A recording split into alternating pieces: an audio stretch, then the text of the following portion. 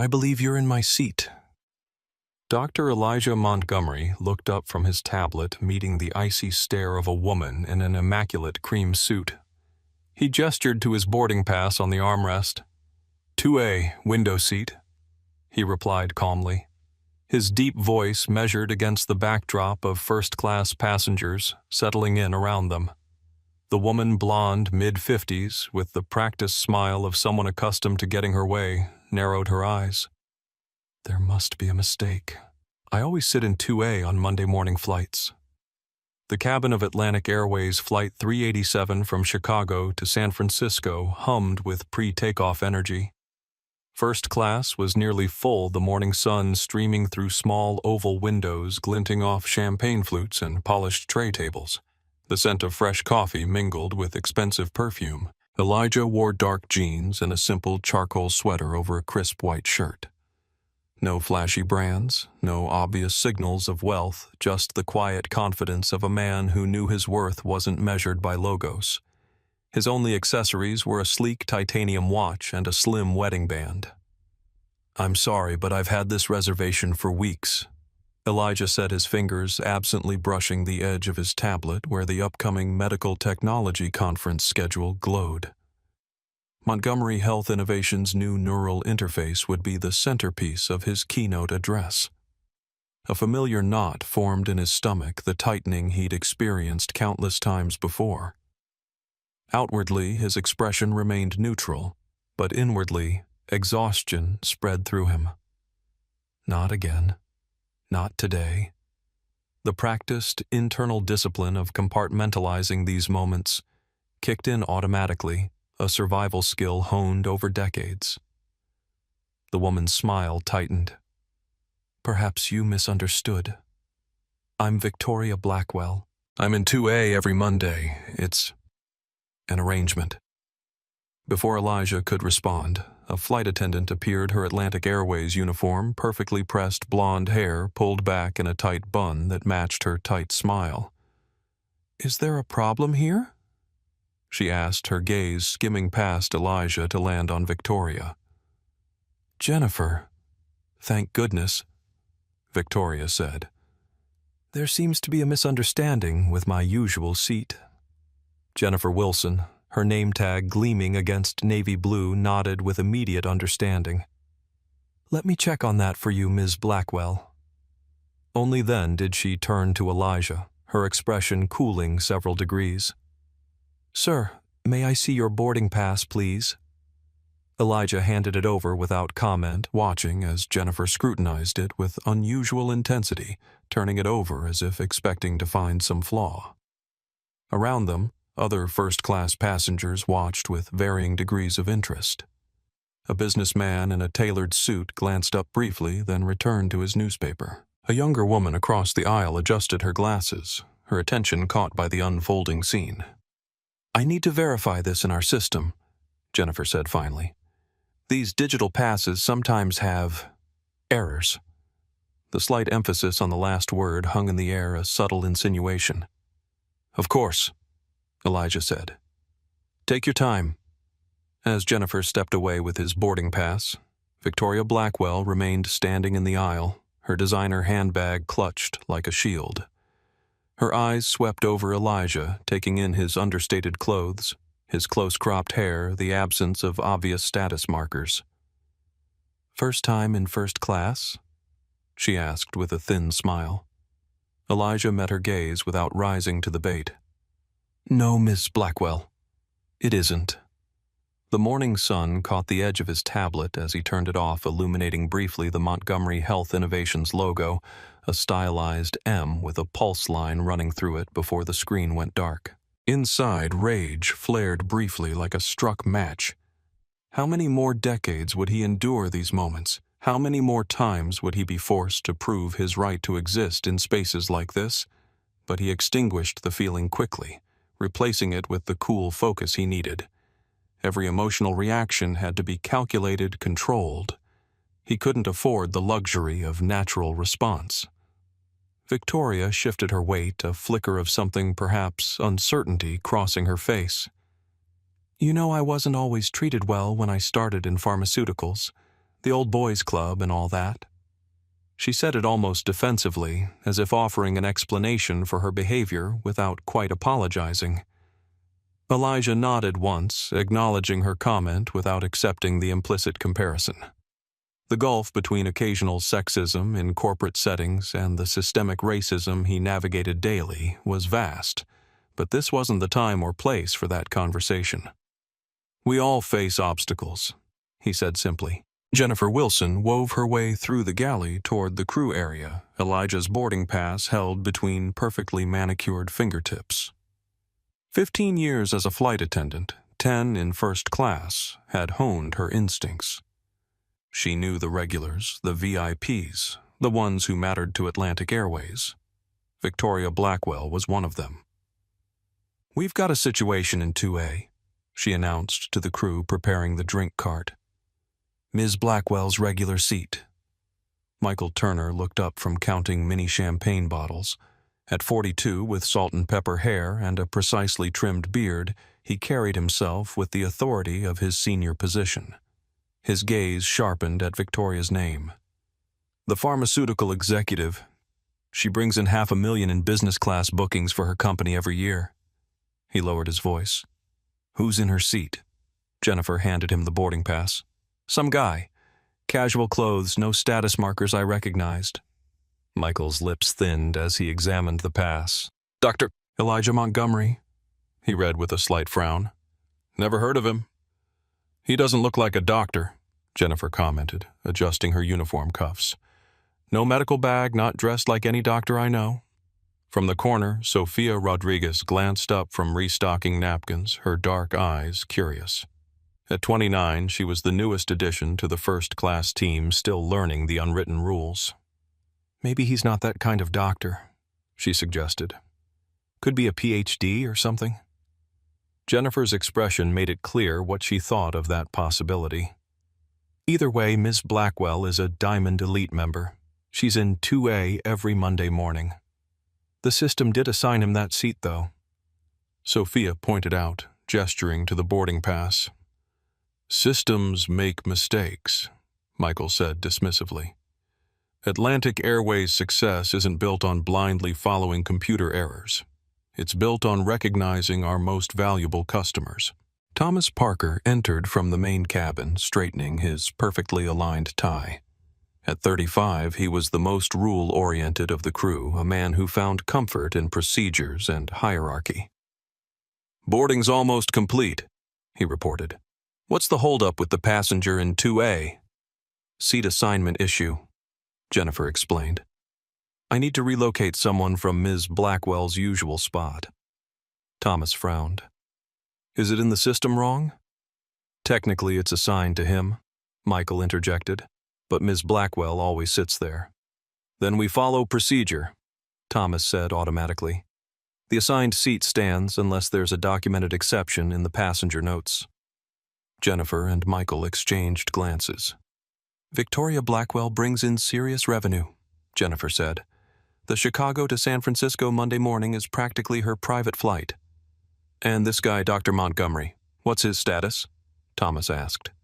"Basic first class." "No elite standing that I can see," Jennifer replied, her tone making clear where her priorities lay. Sophia hesitated, then spoke up. "Shouldn't we check his profile more thoroughly? If he's a doctor, he might—" "Being a doctor doesn't make you special on an airplane." "Sophia," Jennifer cut in. "Half the passengers claim to be doctors when there's a medical emergency, then disappear when we ask them to help with air sickness." Sophia persisted, lowering her voice. "I just mean we should follow the same verification process for everyone. Last week you spent 15 minutes confirming that banker's loyalty status." "That was different," Jennifer snapped, though her eyes flickered with momentary doubt. Michael nodded toward the cabin. "We need to resolve this before we delay departure. Jennifer, handle it your way. We back you up." From the cockpit doorway, First Officer Ramon Diaz paused, catching the tail end of the conversation. His eyes narrowed slightly, but he said nothing, disappearing back into the flight deck after a moment. Jennifer straightened her shoulders, a tight smile replacing her frown. "I'll take care of it. Thomas, finish the welcome drinks. Sophia, you stay in the galley until this is resolved. Your inexperience might complicate things." Sophia's mouth opened as if to protest, then closed again. She nodded once and turned back to her task, but her movements were stiff with disapproval. As Jennifer headed back to the cabin, Michael called after her. "Remember, customer satisfaction scores impact all our bonuses next quarter." What remained unsaid hung in the air which customer's satisfaction mattered most. Sophia waited until Jennifer was out of earshot before turning to Thomas. "This happens a lot, doesn't it? Selective enforcement of rules." Thomas shifted uncomfortably. "It's not selective. It's prioritized." "Based on what criteria exactly?" Sophia pressed. Thomas looked away. "Experience teaches you who needs extra attention." "Experience," Sophia repeated, letting the word hang between them. Victoria Blackwell's arrival at Gate C-17 had been characteristically late, exactly late enough to skip the general boarding process, but not so late as to risk missing the flight. Her Louis Vuitton carry-on rolled silently behind her across the polished terminal floor, her Prada heels clicking a rhythm of importance and hurry. A harried young gate agent had greeted her by name without checking her ID. "Good morning, Ms. Blackwell. They're just finishing priority boarding now." "Perfect timing, then?" Victoria had replied without breaking stride. Now standing in the first-class aisle with growing impatience, she surveyed the cabin with the proprietary air of someone assessing their domain. Several regular passengers nodded in recognition.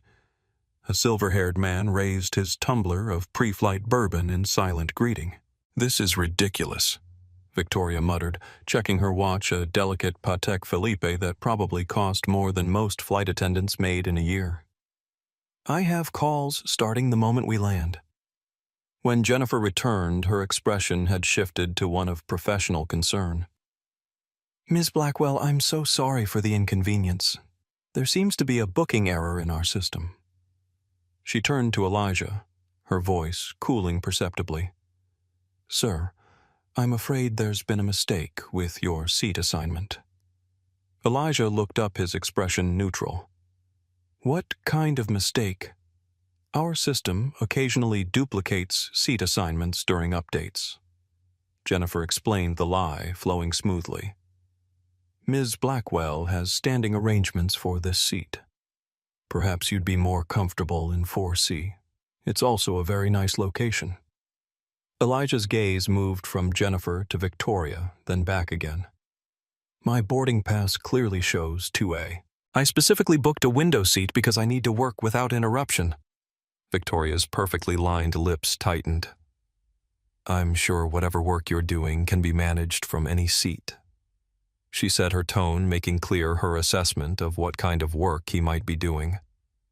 "I have particular needs that require this specific location."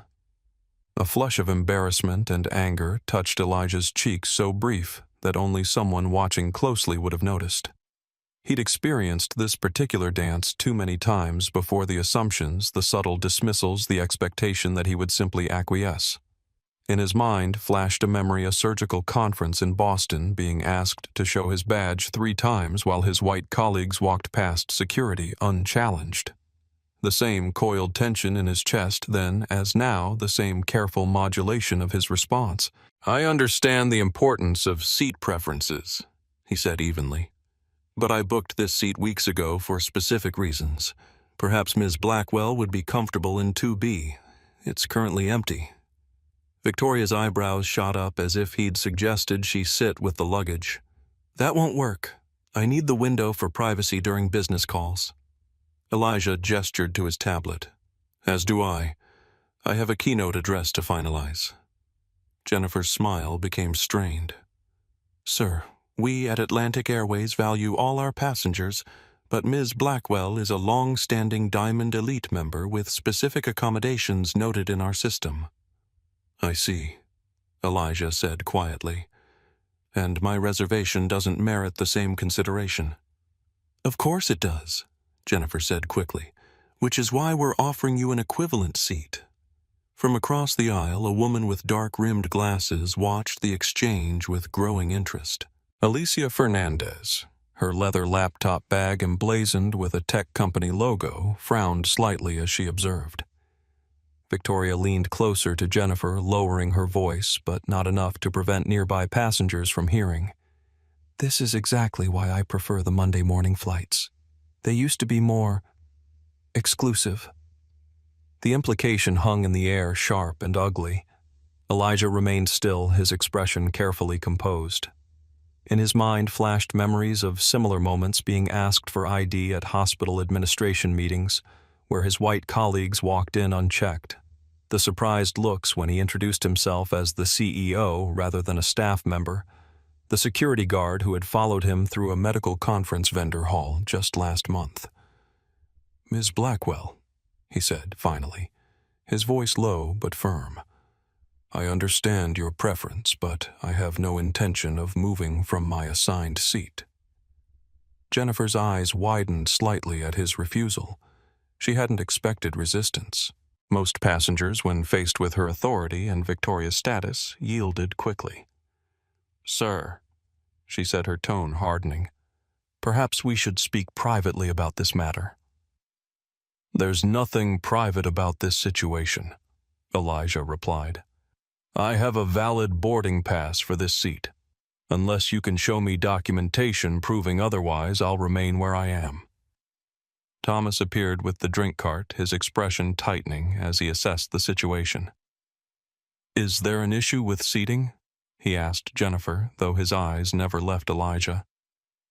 "This gentleman is refusing to accommodate Ms. Blackwell's regular seating arrangement," Jennifer explained, emphasizing regular, as if it carried legal weight. Thomas turned to Elijah. "Sir, your cooperation would be appreciated. We can offer you a complimentary beverage service for the inconvenience. A drink in exchange for submitting to discriminatory treatment," Elijah observed quietly. "That seems like a poor bargain." The word discriminatory sent a visible ripple through those within earshot. Victoria's cheeks flushed. Jennifer's smile vanished entirely. "That's absolutely not what's happening here," she said, her voice rising slightly. Alicia Fernandez's phone appeared in her hand, resting casually on her armrest, but angled toward the confrontation. Jennifer's professional mask slipped for just a moment, revealing genuine surprise at his refusal. She hadn't expected pushback. "Sir," she began again, her tone hardening slightly. "I'm afraid there appears to be a system error with your boarding pass." She held it up, pointing to nothing in particular. "The seat assignment doesn't match our current manifest." Elijah extended his hand. "May I see the manifest, please?" Jennifer blinked, caught off guard. "That's not something we share with passengers." "Then I'm afraid we have a problem," Elijah replied calmly.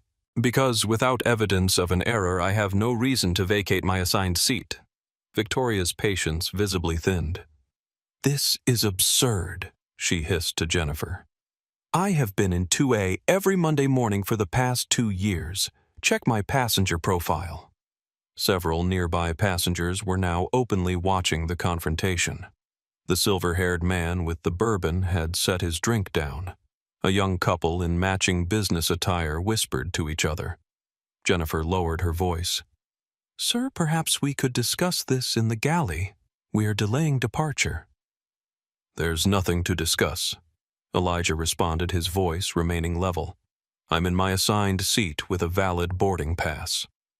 Victoria's frustration boiled over. She leaned in, her designer perfume sharp in the recycled cabin air. "Do you know who I am? I'm the senior vice president at Blackwell Pharmaceuticals." "I'm familiar with your company," Elijah replied, something flickering in his eyes. "Particularly your failed attempt to replicate our patented neurostimulation technology last year." Victoria stepped back, slightly confusion crossing her features. But Jennifer had already moved on, her strategy shifting. "Sir, if you continue to be difficult, we'll need to call security." She emphasized the last word subtly. Elijah didn't flinch. "That won't be necessary. I'm simply occupying the seat I purchased." From the cockpit doorway, Ramon Diaz observed the scene with growing concern, catching the coded language and the power dynamics at play. His hand tightened on the doorframe before he reluctantly retreated, flight preparations calling him back to his duties. Across the aisle, Alicia Fernandez had subtly positioned her phone, its camera lens barely visible over the edge of her open laptop. The recording light blinked silently. Michael appeared at Jennifer's side, his presence meant to add weight to the confrontation. "Is there a problem here?" "This gentleman," Jennifer said, emphasizing the word with just enough doubt to undermine it, "refuses to relocate from Ms. Blackwell's usual seat despite the booking discrepancy." Michael turned to Elijah, his expression a practiced blend of authority and condescension. "Sir, as a courtesy to a valued Atlantic Airways customer, we're asking you to relocate to another first-class seat. Your cooperation would be greatly appreciated." "And if I don't cooperate?" Elijah asked quietly. Michael's smile didn't reach his eyes. "Then we would unfortunately need to involve our ground security team, which would delay the flight for everyone. I'm sure you don't want that." Victoria smiled, thinly. Victory assumed. "I'm so sorry for the confusion," she said to Elijah without a trace of sincerity. "I'm sure you'll find 4C perfectly adequate." Throughout the exchange, Elijah had remained seated, his posture relaxed despite the tension surrounding him. Now, for the first time, he adjusted his position, sitting up straighter. "Let me be clear," he said, his voice carrying just enough to reach nearby rows without shouting. "I have a valid ticket for this seat. I have not been shown any documentation proving otherwise. Your request for me to move appears to be based solely on this woman's preference and your own assumptions about who belongs where." The word hung in the air, unspoken but unmistakable discrimination. Jennifer's cheeks flushed. "That's absolutely not." "Then show me the manifest." Elijah interrupted, his tone still calm but unyielding. "Show me where it says this seat belongs to anyone other than the passenger currently occupying it." "Our manifest is proprietary information," Michael stated firmly. "But I assure you, Ms. Blackwell's seating preference is noted in our system." "Preference," Elijah repeated, emphasizing the word. "Not assignment. Preference." Inside, his heart hammered against his ribs, adrenaline coursing through him. The facade of calm he presented required immense effort, a lifetime of practice in situations exactly like this. Part of him wanted to simply move to avoid the confrontation, the spectacle, the inevitable escalation. It would be easier. But another part, forged through decades of these small indignities, refused to yield this time. "Sir," Jennifer said, her voice taking on an edge of warning, "I'm going to need to see some additional identification to verify your boarding pass." "Interesting," Elijah noted. "Did you ask Ms. Blackwell for additional identification when she claimed this seat was hers?" Jennifer's silence was answer enough. "I thought not," Elijah continued. "And yet my government ID was checked at security again at the gate, and now you're asking for a third verification. One might wonder why certain passengers require extra scrutiny while others are taken at their word." Michael's expression darkened. "You're making serious accusations." "I'm making observations," Elijah corrected quietly, "based on directly witnessed behavior." Thomas approached with a boarding pass printout.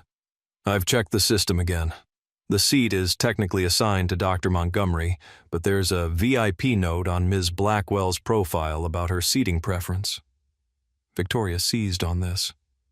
"You see, it's documented. I always sit here." "A preference is not an assignment," Elijah reiterated. "And it certainly doesn't override my confirmed reservation." Michael leaned closer, lowering his voice to almost a whisper. "Listen, I don't know what point you're trying to make here, but you're causing a scene. Just take the other seat and we can all get on with our day." The condensation in his tone, the assumption that Elijah was being difficult, merely to be difficult, was all too familiar. Elijah met his gaze directly, allowing just a fraction of his controlled anger to show. "I'm not making a point," he replied softly. "I'm holding my ground. There's a difference." Thomas appeared at the edge of the confrontation, his presence completing a physical barrier around Elijah's seat. "Security has been notified," he announced loud enough for nearby passengers to hear. "They're on their way." Victoria cast a triumphant look at Elijah. This could all have been avoided with a little courtesy. "Courtesy?" Elijah repeated softly. "Is that what you call it?" Jennifer's radio crackled. She stepped slightly away to respond, her voice low but urgent. "Yes, we have an uncooperative passenger in first class. 2A. No, not physically aggressive, but refusing to comply with crew instructions." The exaggeration hung in the air, dangerous and deliberate. Sophia appeared at the edge of the galley, watching with visible discomfort. Her eyes met Elijah's briefly, an unspoken apology in them before she looked away. Sir Michael said, leaning in, "This is your final opportunity to relocate voluntarily before security becomes involved." Around them, the atmosphere in the cabin had shifted. Some passengers studiously looked away, suddenly fascinated by safety cards and magazines. Others watched with the uncomfortable fascination of witnesses to a car crash. A very few, showed signs of concern or discomfort with what was unfolding. "I'd like to speak to the captain," Elijah said calmly. Michael shook his head. "The captain is completing pre-flight checks. He has delegated authority to the cabin crew for all passenger-related issues." Victoria placed her bag deliberately on the empty middle seat beside Elijah. "This is becoming ridiculous. I have calls scheduled the moment we land in San Francisco." "As do I," Elijah replied, "with the FDA review board regarding our new neural interface technology." Something in his tone made Jennifer pause. She studied Elijah more carefully now, doubt creeping into her expression for the first time. "Neural interface. Wait, are you with Montgomery Health Innovations?" she asked, a new note in her voice. "I am Montgomery Health Innovations," Elijah replied simply. Victoria's expression froze. "Montgomery? You're Dr. Montgomery." Elijah nodded once, his eyes never leaving Jennifer's face. "CEO and Chief Medical Officer." The atmosphere shifted instantly. Michael straightened, alarm flashing across his features. "Dr. Montgomery, there seems to be a misunderstanding," he began. Elijah raised a hand. "No misunderstanding. You've made your position quite clear. Now I'm making mine clear. I will not be moved from this seat." Victoria's composure cracked. You can't be. The Montgomery who developed the neural pathway stimulator, the very same," Elijah confirmed. "Your company's legal department should be familiar with my name after last year's patent infringement case." The color drained from Victoria's face. The patent case had cost Blackwell Pharmaceuticals millions and a significant stock drop. Jennifer's radio crackled again. Brandon Miller's voice came through, tight with urgency. "Jennifer, hold position. Do not repeat. Do not proceed with removal. Corporate is trying to reach us. Something about a VIP passenger." But it was too late. The security officer had already appeared at the cabin entrance, his presence drawing all eyes. "This is the passenger?" he asked, gesturing toward Elijah. Before Jennifer could respond, Alicia Fernandez stood up from her seat across the aisle. "I've been recording this entire interaction," she announced, holding up her phone. "And I'd be fascinated to see how it plays in court." Murmurs rippled through the cabin. Thomas stepped back, suddenly uncertain. Michael's face had gone pale. "Dr. Montgomery," Jennifer began, her voice now trembling slightly. "There appears to have been a serious misunderstanding. Of course you're welcome to remain in your assigned seat." Behind her mask of professional composure, Jennifer's mind raced. Montgomery Health, the company Atlantic Airways had been courting for months. The partnership worth hundreds of millions, and she'd just threatened their CEO with security removal over a seat assignment. Victoria stood frozen, her earlier confidence evaporated. As a pharmaceutical executive, she knew exactly who Elijah Montgomery was and what his company represented. The failed patent case had been a major blow to Blackwell's expansion plans, and now she'd antagonized him personally. "Dr. Montgomery," she began uncertainly, "I had no idea that I was someone with power." Elijah finished for her, his voice gentle but pointed. "That's rather the issue, isn't it?" The security officer, sensing the rapidly changing dynamics, backed away from the confrontation. "Is there still a problem here?" he asked Jennifer, who shook her head quickly. No problem. No, just a misunderstanding about seating assignments," she said, her voice unnaturally high. "Everything's fine now." Elijah looked up at the crew members surrounding him, then at Victoria, who was now backing away. Her earlier confidence evaporated. "No," he said quietly. "I don't think I am welcome, but I'm staying nonetheless." Brandon Miller burst into the cabin, his face flushed with exertion from rushing down the jet bridge. "Dr. Montgomery," he exclaimed, pushing past the security officer. "I just received word from corporate. Please accept our deepest apologies for this confusion." "Confusion?" Elijah repeated the word, hanging like a challenge. Brandon turned to Victoria. "Ms. Blackwell, we've arranged a seat for you in 4C. We apologize for the inconvenience." Victoria's mouth opened and closed, protest dying on her lips as she registered the radical shift in power. Without another word, she gathered her belongings and retreated down the aisle, the clicking of her heels no longer sounding quite so authoritative. As she passed row 4, Victoria paused briefly, a complex emotion crossing her face. For just a moment, the carefully constructed facade fell away, revealing something raw underneath, perhaps shame, perhaps recognition. She'd been on the receiving end of similar treatment, early in her career dismissed and underestimated. Somewhere along the way, she'd become the very thing she once resented. As Brandon continued his profuse apologies, Elijah's phone vibrated in his pocket. He glanced at the screen. Kimberly Foster, his executive assistant. The text message was brief. "Corporate alerted. James Lawson requesting direct contact. Protocol 7 activated." Elijah slipped the phone back into his pocket and looked up at the flustered crew still hovering around his seat. "I think," he said softly, "we should all prepare for departure now." He felt the familiar emotional crash beginning, the adrenaline ebbing away, leaving behind a bone-deep exhaustion that came from navigating these situations. The victory, if it could be called that, felt hollow, not because he'd stood his ground, but because the ground had needed defending in the first place. The announcement came over the PA system, the captain's voice tight with barely contained tension. "Ladies and gentlemen, we apologize for the delay. We're experiencing a brief personnel issue that should be resolved momentarily. Please remain seated with your seatbelts fastened." Brandon Miller stood in the galley with Jennifer, Michael, and Thomas, his voice low but furious. "Do you have any idea who that is? Any idea at all what you've just done?" Jennifer's face had lost all color. "He didn't present himself as what?" Brandon hissed.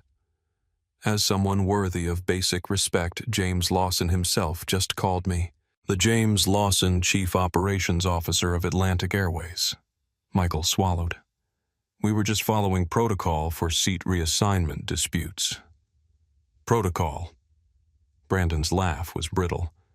"Show me the protocol that says you humiliate the CEO of Montgomery Health Innovations, our potential $300 million partner, to appease a pharmaceutical executive with a seating preference." Thomas shifted uncomfortably. "The manifest showed an anomaly flag. You assumed," Brandon cut in, "based on what his appearance. The fact that he didn't announce his credentials the moment he boarded. We treat VIP passengers differently all the time," Jennifer protested weakly. How were we supposed to know he was important if he didn't say anything? Brandon's expression hardened. Listen to yourself. How were we supposed to know he deserved respect? Do you hear how that sounds? In the cabin, the atmosphere had changed dramatically. Passengers who had studiously avoided eye contact with Elijah now stole glances, recognition dawning as whispers of Montgomery Health spread through first class. The security officer had been dismissed, slinking away with embarrassed backward glances. Victoria Blackwell sat rigid in 4C, her face a mask of controlled fury and humiliation. She had opened her laptop but stared at the blank screen, not typing. Occasionally her eyes would drift toward Elijah calculation and something like regret visible in her expression. Alicia Fernandez had returned her phone to her purse but not before sending the video to multiple contacts. She caught Elijah's eye and nodded slightly, a gesture of solidarity from one executive to another. "I've never been so embarrassed in my professional life," Brandon continued in the galley. "Corporate is apoplectic. Do you understand what's at stake here?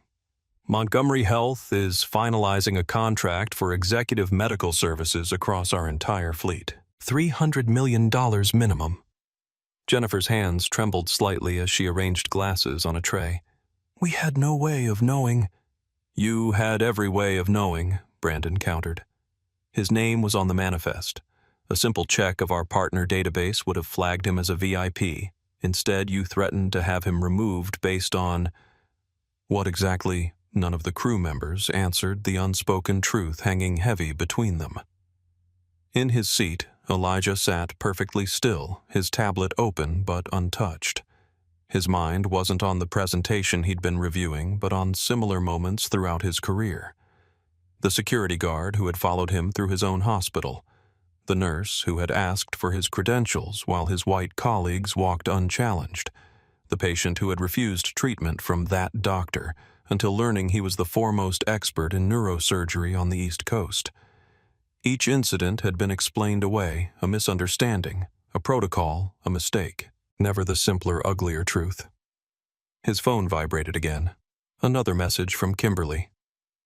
"James Lawson requesting video call ASAP. How do you want to proceed?" Elijah typed back a single word. "Wait." The cabin door closed with a definitive thunk as the jetway finally retracted.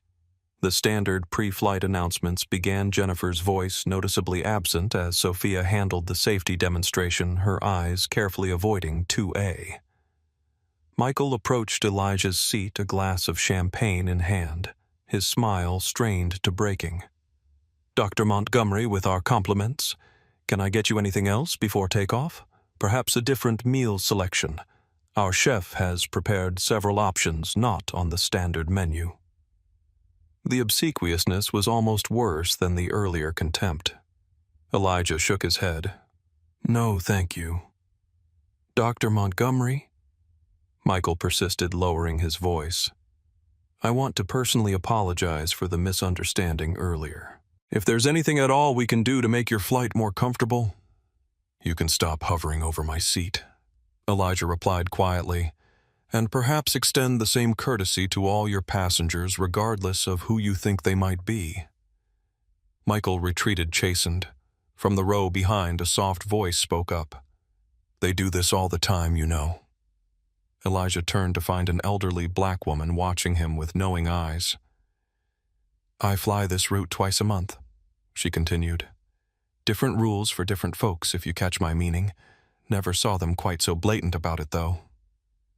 Before Elijah could respond, Ramon Diaz appeared from the cockpit, making his way directly to Elijah's seat. The first officer bent slightly, keeping his voice low. "Dr. Montgomery, Captain Foster extends his sincere apologies for the incident. He'd like to speak with you personally once we're at cruising altitude, if you're willing." Elijah nodded. "Thank you, Officer Diaz." "Ramon, please." He hesitated, then added, "For what it's worth, I witnessed part of what happened. It was not our company's finest moment." As Ramon returned to the cockpit, Elijah noticed Sophia watching from the galley, her expression troubled. When their eyes met, she didn't look away, but gave a small apologetic smile before turning back to her duties. The engines roared to life, pushing passengers back into their seats as Flight 387 finally began its journey to San Francisco, the plane moving forward while its first-class cabin remained mired in the uncomfortable aftermath of bias laid bare. From 4C, Victoria Blackwell watched Elijah surreptitiously, her earlier haughtiness replaced by calculation. When their eyes briefly met, she gave a small, tight nod, not quite an apology, but an acknowledgement of the power shift. As a pharmaceutical executive, she understood all too well the value of Montgomery Health's neural interface technology. Her company had spent millions trying to develop a competing product without success. Now she found herself wondering if there might be some way to salvage advantage from this disastrous encounter. Elijah recognized the look. He'd seen it countless times before, people recalibrating their treatment of him once they discovered his position, wealth, or influence. The sudden respect wasn't for him as a human being, but for the power he wielded. It was perhaps the most demoralizing aspect of these incidents, the reminder that dignity wasn't considered a universal right, but a privilege granted selectively based on perceived value. As the plane climbed toward cruising altitude, Elijah finally allowed himself a moment of vulnerability, closing his eyes briefly against the emotional exhaustion. Inside, a complex mix of anger, vindication, and sadness churned. He had won this particular battle, but the war continued, each small victory coming at a personal cost that accumulated over time like interest on an unpayable debt. The seatbelt sign had barely dimmed when Brandon Miller appeared at Elijah's seat again, this time with a tablet in hand and desperation in his eyes. "Dr. Montgomery, I have James Lawson, our Chief Operations Officer, on video call for you." He held out the tablet like an offering. "He's eager to speak with you immediately." Elijah glanced at the screen where a silver-haired man in a crisp suit waited boardroom visible in the background. Several other executives could be seen hovering anxiously behind him. "Mr. Lawson," Elijah acknowledged with a slight nod. "I imagine this isn't how either of us planned to start our Monday." James Lawson's professional smile couldn't hide the worry in his eyes. "Dr. Montgomery, on behalf of the entire Atlantic Airways leadership team, I want to express our profound apologies for the inexcusable treatment you experienced this morning." "Inexcusable, but not, I suspect, uncommon," Elijah replied. Lawson's smile faltered. "I assure you this incident does not reflect our company values or training protocols. We're already investigating how such a serious lapse could have occurred." "Are you?" Elijah asked mildly. "The woman behind me just informed me that she witnesses similar lapses on this route regularly." Brandon winced visibly.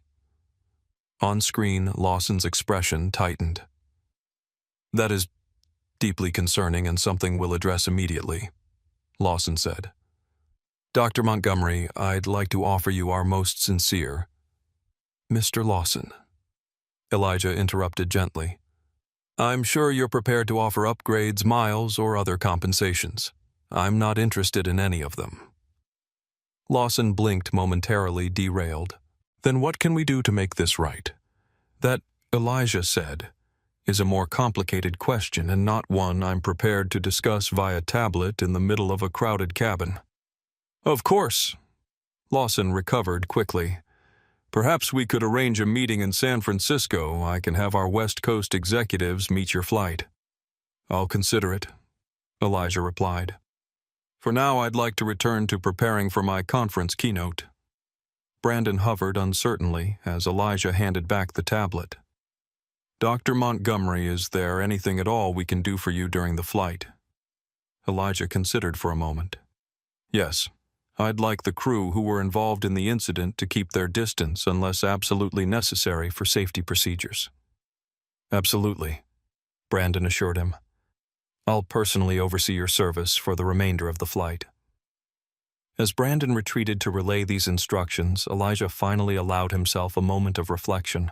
The familiar weight of these encounters settled on him, the exhaustion that came not just from the incident itself, but from the knowledge that he would now be expected to educate, to guide, to help Atlantic Airways do better, while processing his own experience of being dehumanized. His mind drifted to the early days of his career, fresh out of medical residency at Johns Hopkins, determined to build something that would transform neurological care. The endless investor meetings where he was mistaken for an assistant, the venture capitalists who wouldn't make eye contact, the potential partners who suddenly became unavailable after in-person meetings. The memory of his first major breakthrough returned, developing the neural pathway stimulator that would become Montgomery Health's flagship product.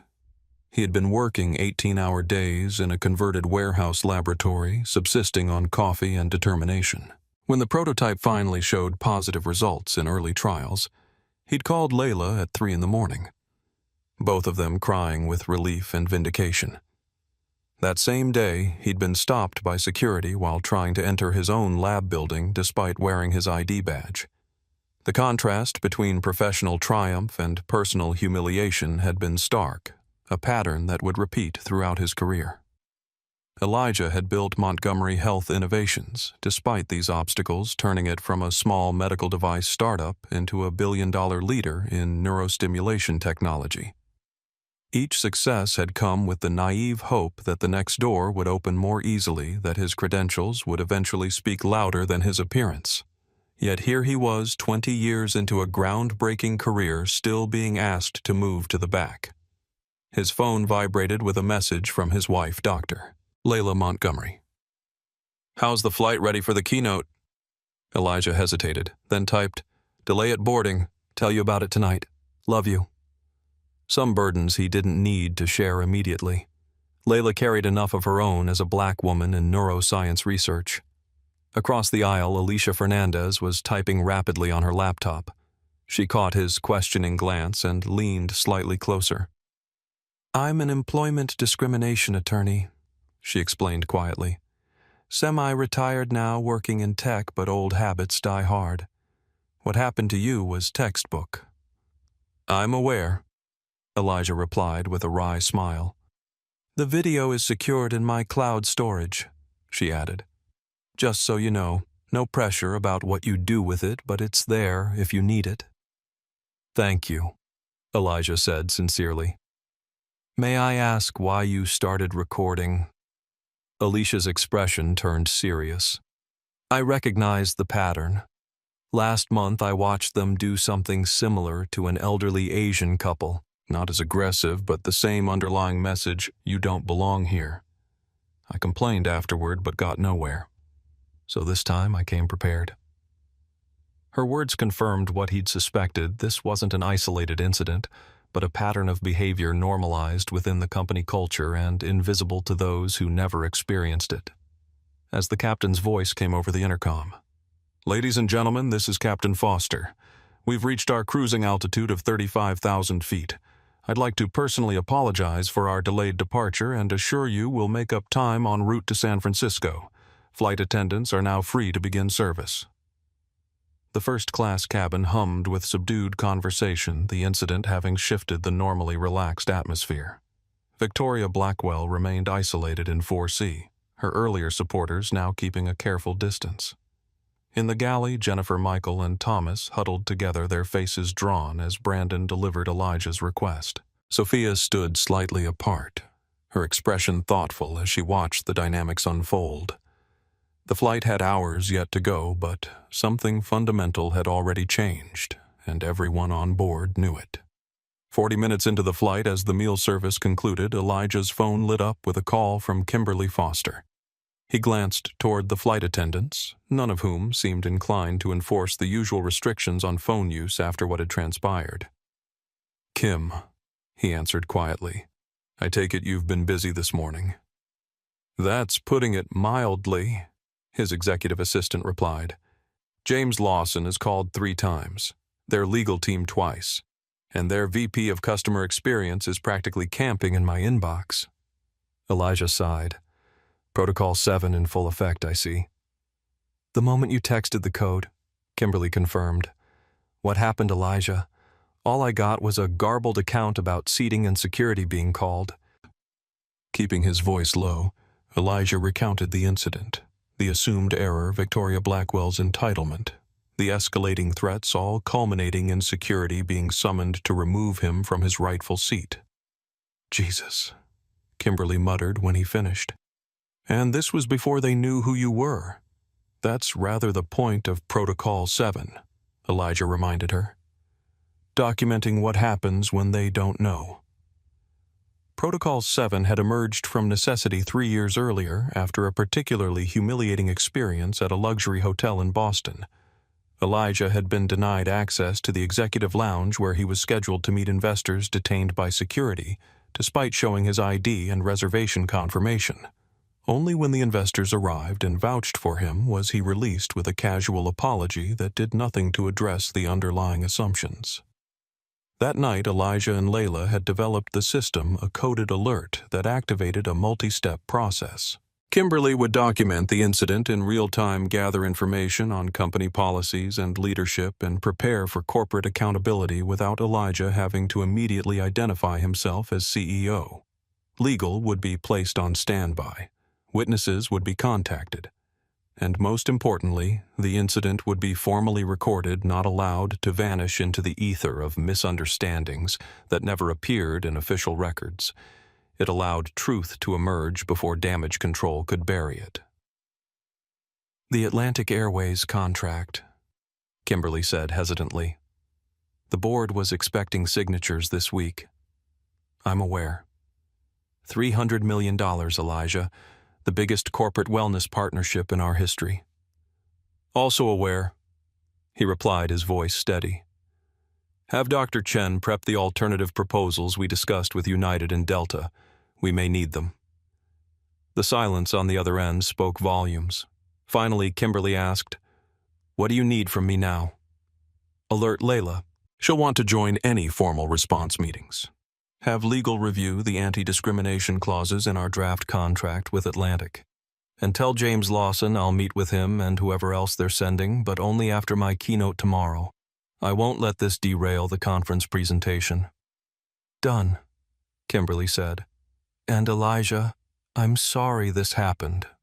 Again. After ending the call, Elijah noticed Brandon hovering nearby, clearly having overheard at least part of the conversation. Dr. Montgomery, he began tentatively. Atlantic Airways values our potential partnership with Montgomery Health Innovations immensely. I hope today's unfortunate incident won't... Mr. Miller, Elijah interrupted gently. Now is not the time for that conversation. Brandon nodded quickly. Of course. Is there anything else you need? Some privacy would be appreciated. As Brandon retreated, Elijah saw Sophia approaching with fresh coffee. Unlike her colleagues, she moved with quiet dignity rather than the desperate obsequiousness that had characterized the service since his identity was revealed. Coffee, Dr. Montgomery? She asked simply. Thank you, he said, accepting the cup. Sophia, isn't it? She nodded, surprise flickering across her features that he had noticed her name. You were the only one who suggested checking my passenger profile thoroughly, he observed. I noticed that in the galley earlier. A flush touched her cheeks. I should have done more, said more. Speaking up at all takes courage, Elijah replied, especially when you're the newest member of a team. Sophia hesitated, then asked softly, Does this happen to you often, sir? Often enough to have a protocol named after it, he said with a slight smile that didn't reach his eyes. Not your responsibility to apologize, he said, but I appreciate the sentiment. As she turned to go, Elijah added, Sophia, that coffee you just served me, it's the first time since boarding that I've been treated like any other first-class passenger. Thank you for that. The simple acknowledgement brought unexpected emotion to her eyes. She nodded once more before continuing her service to other passengers. From the cockpit, Captain Daniel Foster emerged, making his way directly to 2A. The captain was tall and broad-shouldered, his uniform crisp, his expression grave as he stopped beside Elijah's seat. "Dr. Montgomery," he said, keeping his voice low, "I'd like to personally apologize for what happened during boarding. As captain, the safety and dignity of all passengers is ultimately my responsibility." "I appreciate that, Captain," Elijah replied, "though I'm curious where this concern was when security was being called." Daniel Foster had the grace to look ashamed. "I was completing final checks and wasn't made aware of the situation until it had already escalated. That's an explanation, not an excuse." "And now that you are aware," the captain straightened slightly, "now I'm making it very clear to my crew that what happened was unacceptable. There will be consequences once we land in San Francisco." Elijah studied him for a moment. "That's commendable, Captain. But I'm more interested in prevention than punishment. What changes will ensure this doesn't happen to the next passenger who doesn't have CEO attached to their name?" The question clearly caught Foster off guard. He opened his mouth, then closed it again, genuinely considering, rather than offering a platitude. "That's a more complex issue than I can address in the middle of a flight," he admitted finally. "But it's the right question to be asking." "It is," Elijah agreed. "And I'll be asking it again in San Francisco." Foster nodded, a new respect in his eyes. "I'd like to be part of that conversation if you'll permit it. This isn't the first time I've seen concerning behavior just the most blatant. It's time we addressed it directly." "I'd welcome your input," Elijah replied, somewhat surprised by the captain's candor. As Foster returned to the cockpit, Elijah found himself reassessing the man. Perhaps there were more potential allies within Atlantic Airways than he'd initially assumed, people who recognized the problems but lacked the leverage to address them. From 4C, Victoria Blackwell watched this exchange with calculated interest. When Captain Foster had gone, she rose and made her way to Elijah's row, stopping at a respectful distance. "Dr. Montgomery," she said, her voice modulated to professional pleasantness, "I feel I should apologize for my earlier behavior. Had I known who you were—" "That's precisely the problem, isn't it?" Elijah interrupted gently. "The idea that dignity should be contingent on status." Victoria flinched slightly but recovered quickly. "You're right, of course. I just wanted to say that despite this unfortunate beginning, I hope we might find opportunities for our companies to work together in the future.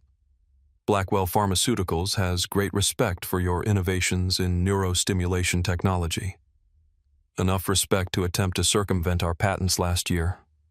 Elijah asked, his tone mild but pointed. Victoria's smile tightened. "That was a misunderstanding between our research teams. Ancient history now." 10 months is hardly ancient," Elijah observed. "Well," Victoria said, clearly deciding to change tactics, "I admire how you've built your company. As another executive who's had to fight for recognition in this industry, I can appreciate the challenges you've overcome." The false equivalence hung in the air between them. Elijah simply nodded, neither accepting nor rejecting her attempt at establishing common ground. "I'll let you return to your preparations," Victoria said, finally recognizing that no alliance would be forged today. "Enjoy the rest of the flight." As she retreated to her seat, Elijah reflected on the interaction. Victoria Blackwell wasn't a cartoon villain. She was something more commonplace and in some ways more insidious, a person who had faced some discrimination herself, but failed to translate that experience into empathy for others. Instead, she'd embraced the hierarchies that had once excluded her, finding comfort in now being on the favorable side of their arbitrary divisions. The realization left him feeling not anger, but a complex sadness. The systems that perpetuated inequity relied not just on active malice, but on the quiet complicity of people who could recognize injustice but chose the path of personal advantage over collective progress. In the sleek glass headquarters of Atlantic Airways, James Lawson paced the length of the emergency conference room, his reflection multiplying in the floor-to-ceiling windows overlooking Chicago's downtown. How did no one recognize him? he demanded of the assembled crisis team.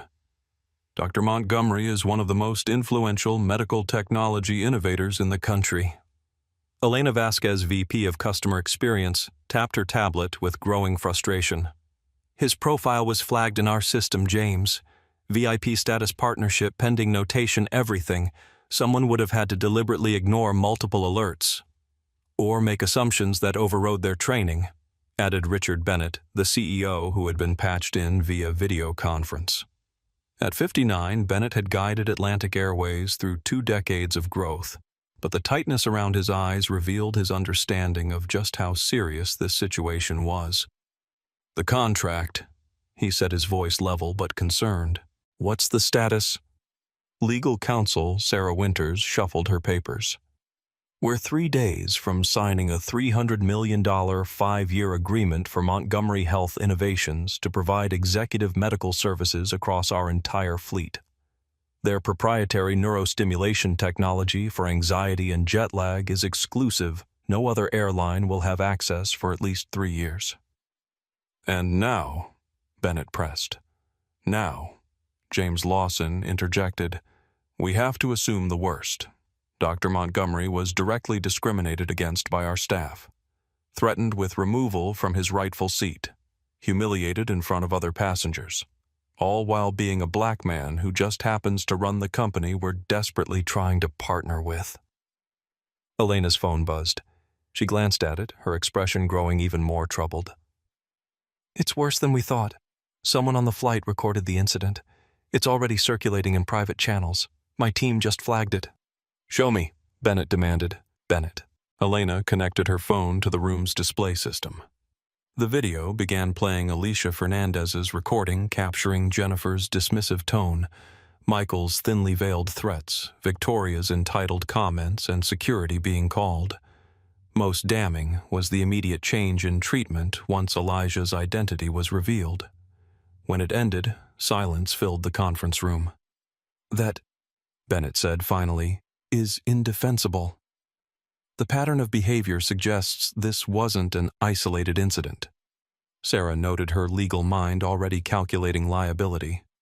The crew's comfort with the procedure, the passenger's expectation of compliance. This points to an established practice. James Lawson collapsed into a chair. "We're looking at potential discrimination lawsuits, contract loss, brand damage. We're looking at human beings being treated as less than," Bennett interrupted sharply. "Let's not lose sight of that in our concern for the bottom line." The rebuke landed heavily. For a moment, no one spoke. "Richard's right," Elena said finally. "This isn't just a PR crisis or a threatened contract. It's a fundamental failure of our values as an organization." She hesitated, then added, "And it's not the first time I've raised concerns about disparate treatment on our flights." Bennett's gaze sharpened. "Explain." "For the past year, I've been tracking customer satisfaction scores broken down by demographic factors," Elena explained. "There's a statistically significant gap in how passengers of color rate their first-class experience compared to white passengers. When I presented the data 3 months ago, it was dismissed as too small a sample size to warrant action." "By whom?" Bennett asked, his voice dangerously quiet. "The Service Excellence Committee," Elena replied. "They suggested we focus on broader metrics rather than slicing the data too thinly." Bennett made a note, his expression grim. "That committee reports directly to operations. James will discuss this later." James Lawson nodded, his earlier defensiveness replaced by resignation. "I should have listened more carefully when Elena first raised these concerns. That's on me." Elena's tablet chimed with an incoming message. "Dr. Montgomery has agreed to meet with representatives in San Francisco, but only after his keynote tomorrow morning." "I'm flying out tonight," Bennett decided immediately. "This requires my personal attention." "Richard," James began, "is that really necessary?" "Absolutely." The CEO's expression was resolute. "Dr. Montgomery deserves that respect, and frankly, so does every passenger who boards our planes." Elena studied her tablet. There's more. According to his executive assistant, they've initiated something called Protocol 7. Apparently, it's a documented response to discrimination incidents. Montgomery Health has used it with other companies. Other companies? Sarah repeated the implication clear. This happens to him regularly enough to warrant a named protocol. Bennett's expression darkened. Find out everything about Protocol 7. And James, I want a complete audit of that flight route. Passenger complaints, crew assignments, service disparities, everything. If there's a pattern, I want to know before Dr. Montgomery tells us himself. A junior staff member entered with a printout, handing it to Elena. Her expression grew increasingly troubled as she read. We have preliminary research on Protocol 7, she announced. It appears Montgomery Health Innovations has deployed it at least 4 times with different companies. She looked up, meeting Bennett's gaze directly. One of those companies was Trans-Pacific Airlines. The name hung in the air like a dark cloud.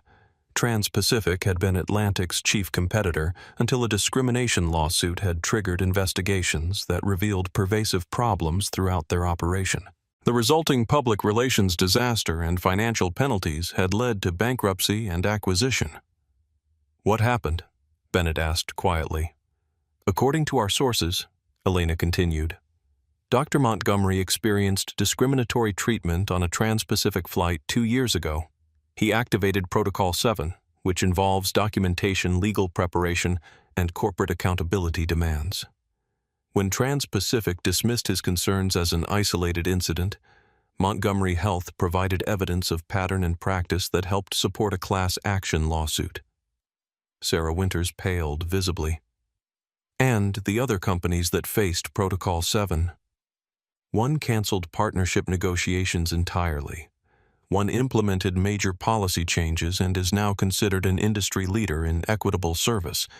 And Trans-Pacific, well, we know what happened there. As the meeting continued, the atmosphere grew increasingly somber. This wasn't just a PR crisis or a threatened contract. It was a moment of reckoning, one that had been building long before Dr. Elijah Montgomery had taken seat 2A. We have 2 paths forward, Bennett said finally. We can treat this as a crisis to be managed, focusing on damage control and preserving the contract. Or we can recognize it as an opportunity to address fundamental flaws in our company culture and operations. He looked around the room, making eye contact with each executive. I'm choosing the second path, not because it's easier, it isn't, not because it's cheaper, it won't be, but because it's right. And ultimately, that's the only sustainable business decision. The shift in the room was palpable, from panic to purpose, from defense to determination. Elena, Bennett continued, I want you leading this. Form a task force with complete access to all data, all departments. No exceptions, no restrictions. James, you'll provide whatever resources she needs. What about the Montgomery Health contract? Sarah asked. We proceed with absolute transparency, Bennett decided. We acknowledge the failure present, our plan for addressing it, and hope that Dr. Montgomery recognizes our commitment to change. But we do not make that change contingent on the contract. We do it because it's necessary regardless of the business outcome. As the meeting adjourned, Elena remained behind, reviewing notes on her tablet. Bennett approached before disconnecting from the video conference. You tried to warn us, he acknowledged. I'm sorry we didn't listen sooner. Elena nodded, accepting the apology, but not diminishing its necessity. What made you choose this approach? Many CEOs would focus solely on saving the contract. Bennett was quiet for a moment, considering. 20 years ago, my daughter, who's adopted and black, called me from college in tears after being followed through a department store by security. When she complained, they offered her a discount coupon. His expression hardened at the memory. I was furious about how they treated her, but then I realized something uncomfortable. I had no idea if my own company was any better. I just hadn't been forced to look. He met Elena's gaze through the screen. Sometimes we need to be confronted with our failures to recognize the gap between who we think we are and who we actually are. Dr. Montgomery has given us that confrontation. Now it's up to us what we do with it. The tension in first class remained palpable as Flight 387 crossed over the Rocky Mountains. The usual chatter and movement had been replaced by a strange, watchful quiet. Passengers stole glances at Elijah at the crew at Victoria Blackwell, still seething in 4C. Brandon Miller had established himself as Elijah's primary attendant, hovering anxiously nearby despite Elijah's repeated requests for space. Jennifer, Michael, and Thomas maintained their distance, performing their duties with mechanical efficiency while avoiding eye contact with 2A. "Dr. Montgomery?" Brandon began for perhaps the 10th time in the past hour. "I've received word that CEO Richard Bennett himself will be meeting your flight in San Francisco." Elijah looked up from his tablet. "That won't change my schedule, Mr. Miller. My conference commitment takes priority." "Of course," Brandon assured him quickly. "They'll work around your availability. Mr. Bennett just wants to personally express his concern, his apologies, his commitment to do better." Elijah finished for him. "I understand the script, Mr. Miller." Brandon flushed. "It's not a script. Atlantic Airways takes this very seriously." "Now that you know who I am," Elijah observed mildly. The pointed comment hung in the air as Captain Foster's voice came over the intercom. "Ladies and gentlemen, we're experiencing some light turbulence ahead. Please return to your seats and fasten your seatbelts." Brandon retreated to the galley where Jennifer stood organizing the drink cart with unnecessary precision. "He won't budge," Brandon muttered. "Keeps deflecting any attempt to discuss the partnership." Jennifer's hands trembled slightly. "Is it true what they're saying, that he's going to cancel a $300 million contract because of this?" "I don't know," Brandon admitted. "Corporate is in full crisis mode. Bennett flying out personally is unprecedented." From her position checking seatbelts, Sophia caught fragments of their conversation. Her gaze drifted to Elijah, who sat quietly reviewing slides on his tablet, his composure a stark contrast to the anxiety rippling through the crew. At the rear of first class, Thomas approached Victoria Blackwell with fresh champagne, his manner still deferential despite everything. "Ms. Blackwell, can I get you anything else?" Victoria barely glanced at him. "You can get me my usual seat back, but apparently that's not happening." "I apologize for the inconvenience," Thomas said automatically. "Inconvenience?" Victoria's voice rose just enough to carry. "The inconvenience is watching your airline crater a valuable relationship with Blackwell Pharmaceuticals to appease someone who couldn't even be bothered to dress appropriately for first class." The comment reached Elijah, who looked up briefly before returning to his work without visible reaction. Alicia Fernandez was less restrained, fixing Victoria with a look of undisguised contempt. "Perhaps," Alicia suggested loudly enough to be heard, "the issue isn't how Dr. Montgomery dressed, but how Atlantic Airways undressed its own values." Several passengers murmured in agreement. The social dynamics had shifted dramatically, Victoria's previously unchallenged status now crumbling in the face of revealed bias. Victoria's face flushed with anger and embarrassment. "You have no idea who you're talking to." "Actually, I do," Alicia replied calmly. "I represented 3 former employees in a discrimination suit against Blackwell Pharmaceuticals last year. Small world, isn't it?" Victoria blanched visibly, suddenly realizing she was surrounded by potential witnesses with no allies in sight. She turned away, retreating into rigid silence.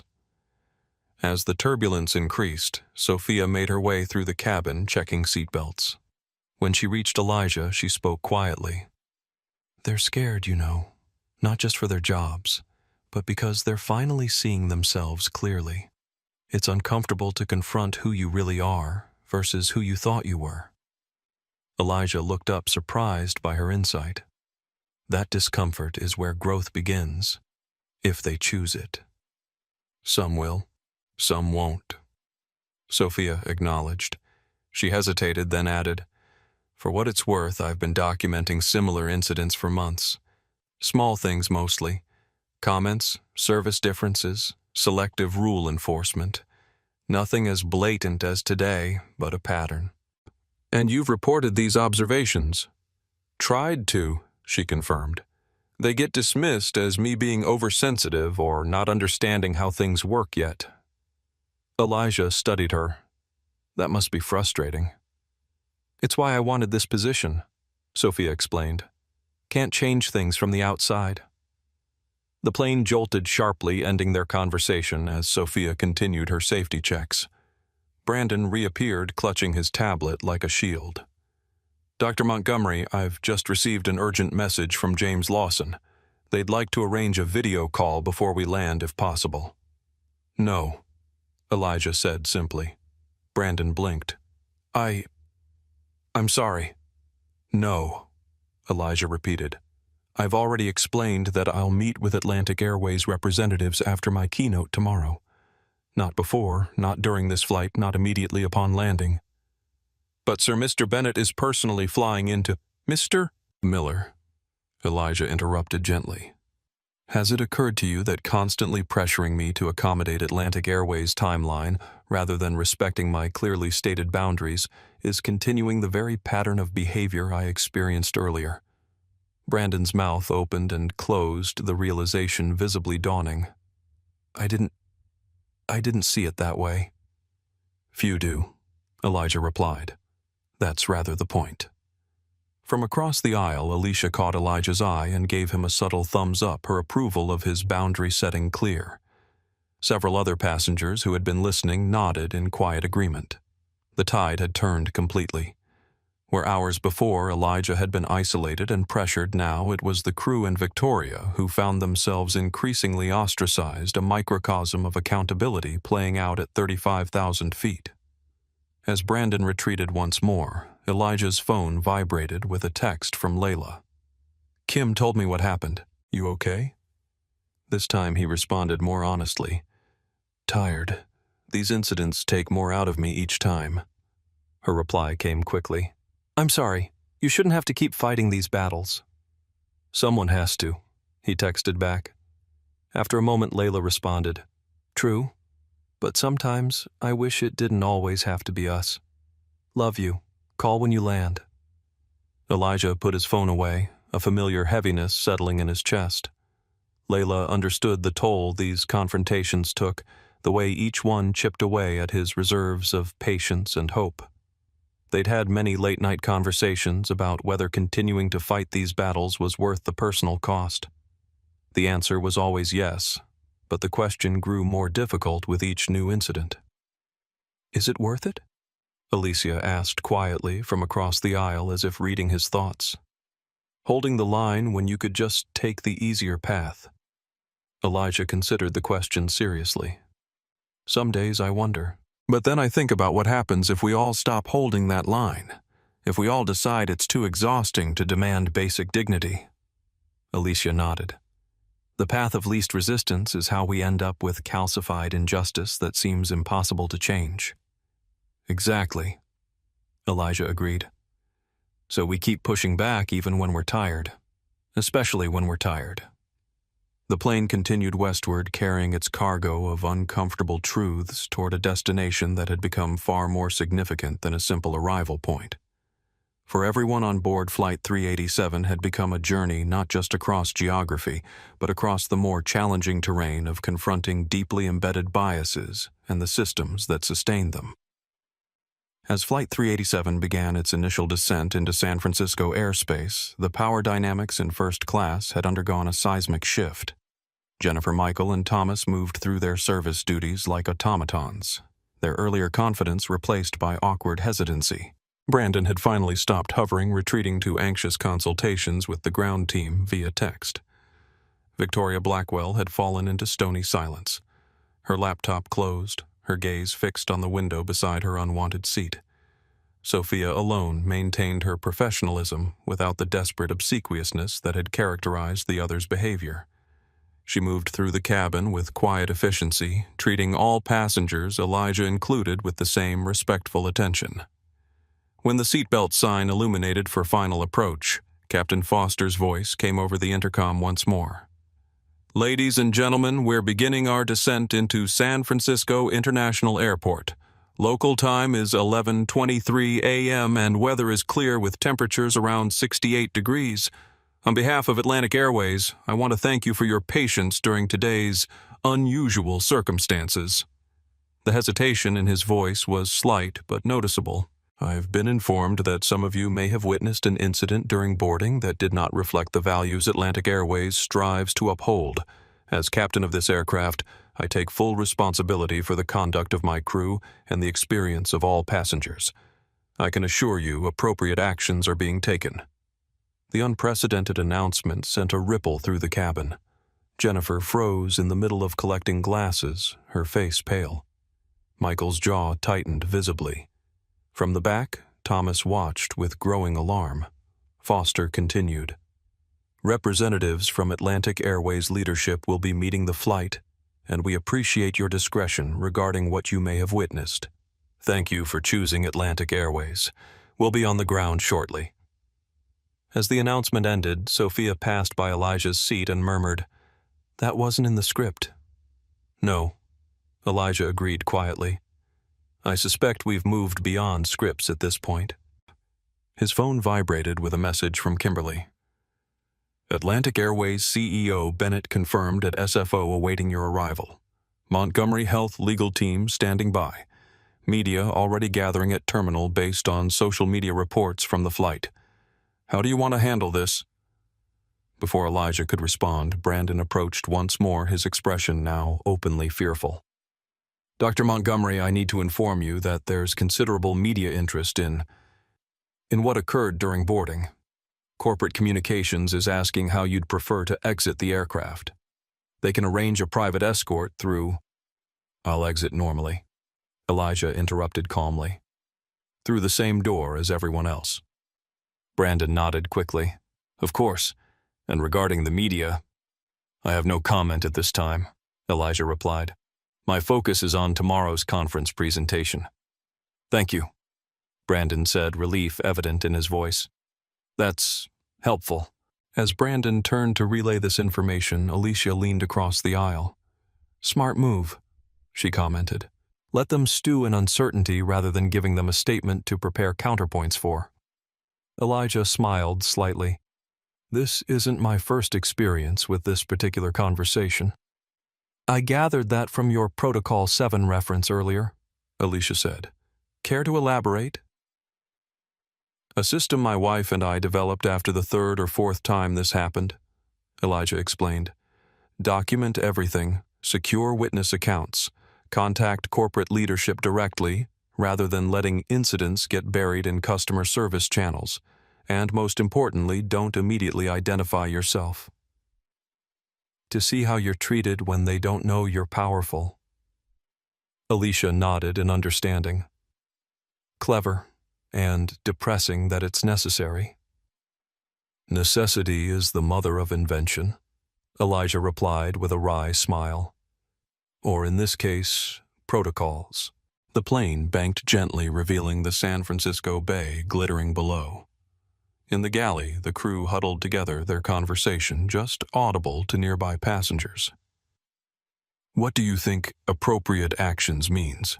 Thomas was asking. His usual confidence evaporated. "What do you think it means?" Michael snapped back, tension making his voice sharp. "We're finished." Jennifer shook her head. "They can't fire all of us over one misunderstanding." "Misunderstanding?" Sophia repeated, incredulity breaking through her usual reserve. "Is that really what you think happened here?" The three senior crew members turned to her with varying expressions of surprise and resentment. "You've been here 3 months," Jennifer said dismissively. "You don't understand how things work." "I understand exactly how things work," Sophia countered. "That's the problem. I've watched you three enforce rules selectively since my first day. Passenger comfort for some, policy compliance for others." Michael straightened defensively. "We make judgment calls based on experience, based on appearance," Sophia corrected. "Based on assumptions about who belongs where. I documented 17 incidents last month alone where passengers of color received demonstrably different treatment than their white counterparts. The shock on their faces would have been comical under different circumstances. You've been documenting us, Thomas asked, his voice hollow. Someone had to, Sophia replied simply. Change doesn't happen without evidence. Jennifer's expression hardened. You're just trying to save yourself, throwing us under the bus to protect your job. If I wanted to protect my job, I would have stayed silent, Sophia shot back. I've been filing reports about these disparities for months, knowing full well it might cost me my position. The difference now is that someone with enough power to force change finally experienced what I've been reporting. The argument silenced as Brandon returned to the galley. They want all of you to remain on board after passengers deplane, he informed them quietly. Corporate representatives will be meeting you. As the plane descended through the final layers of clouds, the reality of what awaited them on the ground began to sink in for everyone aboard. This wasn't just about one seat on one flight anymore. It was about a moment of reckoning that had been building for years in Atlantic Airways, in the airline industry, in American business culture itself. Elijah Montgomery had simply been the catalyst who finally brought it to light. The aircraft touched down with a gentle bump, braking smoothly as it taxied toward the terminal. Through the windows, an unusual sight greeted the passengers, a group of dark-suited executives waiting on the jetway with a silver-haired man at their center, who could only be CEO Richard Bennett. Behind them in the terminal, camera flashes occasionally punctuated the typical airport bustle evidence of the media presence Kimberly had mentioned. Elijah composed a brief text to his team. Exiting normally. No comment to media. Proceed with conference prep as planned. Then he sat back, waiting calmly as the plane completed its journey to the gate, outwardly serene, while his mind processed the complex emotions of the past few hours. The initial anger, the weariness of yet another confrontation, the resignation of knowing this would likely not be the last such incident, but also a quiet determination that perhaps this time something meaningful might change. The seatbelt sign dinged off, but unlike the usual rush to stand, first-class passengers remained seated in unspoken deference to the gravity of the moment. Across the aisle, Alicia Fernandez gathered her belongings unhurriedly, giving Elijah an encouraging nod. "Good luck," she murmured. "And thank you for holding the line." Elijah nodded in acknowledgement, appreciating her support, but all too aware that the coming conversations would be exhausting in ways that had nothing to do with physical fatigue. The burden of education always fell on those who experienced discrimination, adding insult to injury by requiring them to process their pain while simultaneously explaining it to those who had caused it. It was a burden he had carried many times before. He was tired of carrying it, but not yet ready to put it down. The wheels of Flight 387 touched down on San Francisco International's runway with a squeal of rubber against concrete. As the plane taxied toward the gate, the atmosphere in first class had taken on the tense, expectant quality of a courtroom awaiting verdict. Through the windows, the unusual sight of multiple Atlantic Airways executives gathered on the jetway was visible dark suits and grim expressions, a sharp contrast to the usual ground crew in their bright vests. At their center stood a tall, silver-haired man whose bearing identified him immediately as CEO Richard Bennett, even to those who wouldn't have recognized his face from business magazines. Captain Foster's voice came over the intercom one final time. "Ladies and gentlemen, we have arrived at Gate 23. Local time is 11:42 a.m. Before we deplane, I have a brief announcement regarding crew assignments." The unprecedented nature of this statement caused every head to turn toward the speakers. Flight attendants Jennifer Wilson, Michael Turner, and Thomas Parker have been removed from service effective immediately and will not be continuing to our next destination. New crew members will be joining us for return passengers. I apologize for any disruption this may cause to your usual flight experience. A stunned silence fell over the cabin. Jennifer, standing in the galley, swayed slightly, her face draining of color. Michael's jaw clenched so tightly a muscle jumped visibly in his cheek. Thomas simply stared straight ahead, shock evident in his rigid posture. Captain Foster continued, his voice level but firm. As a reminder, Atlantic Airways is committed to providing respectful, equitable service to all passengers. What occurred during boarding this morning fell well short of that commitment. For those continuing on with us to other destinations, I want to personally assure you that such behavior is not tolerated and is being addressed at the highest levels of our organization. As the announcement concluded, Brandon Miller approached Elijah once more, his earlier nervousness now replaced by a sort of resigned professionalism. Dr. Montgomery CEO Bennett has requested that you be allowed to deplane first if you're willing. He's waiting to speak with you personally. Elijah considered for a moment, then shook his head. I'll deplane in the normal sequence, thank you. Brandon nodded, not surprised. Of course. Is there anything else you need before we arrive at the gate? Yes, Elijah said quietly. I'd like a brief word with the crew members who have been removed from service. Surprise flashed across Brandon's face, but he nodded again. I'll see if they're receptive. As Brandon moved away, Alicia Fernandez gathered her belongings, preparing to disembark. That's unexpected, she commented. Most people in your position would avoid further interaction. I'm not interested in avoidance, Elijah replied, or punishment for its own sake. Brandon returned moments later, his expression guarded. They've agreed to speak with you briefly in the galley before deplaning. Elijah nodded, gathering his tablet and phone as the plane completed its taxi to the gate. The cabin fell quiet as he made his way to the galley where Jennifer, Michael, and Thomas waited, their faces a study in conflicting emotions: fear, defensiveness, confusion, and in Jennifer's case, the beginnings of tears. Dr. Montgomery, she began immediately, I want you to know that I never intended. Elijah raised a hand, gently stopping her. I didn't come for apologies or explanations. Those are less important than understanding. Understanding what? Michael asked, wariness evident in his stance. That what happened today wasn't about me, Elijah said simply. I was just the passenger who finally had the means to make it visible. Thomas frowned. I don't follow. How many other passengers have you moved, questioned, or treated differently based on assumptions about who they were or where they belonged?